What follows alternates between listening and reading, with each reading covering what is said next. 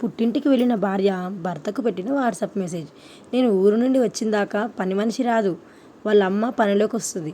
10 రోజులు వైఫై ఆపేయమని ప్రొవైడర్కి చెప్పేశాను. త్వరగా పడుకోండి.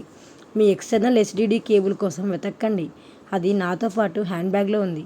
మీరు చాలా హెల్దీగా ఉన్నారు. మాటి మాటికి ఆ లేడీ డాక్టర్ వద్ద చెకప్కి వెళ్ళవద్దు. మీ కోతి మూకని పోగు చేయకండి. సోఫాలో సిగరెట్ పొడిని పోయినసారి క్లీన్ చేసుకోవడానికి 2 రోజులు పట్టింది. పిజ్జా బిల్లులు చాలా దొరికాయి. మీ మరదలు పుట్టినరోజు పోయిన నెలలోనే అయిపోయింది. మనిద్దరం వెళ్ళి వచ్చాం. అర్ధరాత్రి వెళ్ళి దానికి బిలేటెడ్ బర్త్డే విషెస్ చెప్పాల్సిన పని లేదు. మా మరిది కరాటే నేర్చుకుంటున్నాడట. అది మీకోసమని నా నమ్మకం. పక్కింటి వాళ్ళని పొద్దుటే లేపి పేపర్ వచ్చిందా, పాలు వచ్చాయా అని విసిగించకండి. మరీ అంత ఎక్కువ స్మార్ట్గా తయారవ్వకండి. మన వీధిలో ఉండే మిసెస్ స్వాతి, జ్యోతి, రాధిక ముగ్గురు ఊర్లో లేరు. ఈసారి నేను ఎప్పుడైనా చెప్ప పెట్టకుండా తిరిగి వచ్చే అవకాశం ఉండనే ఉంది. బాయ్.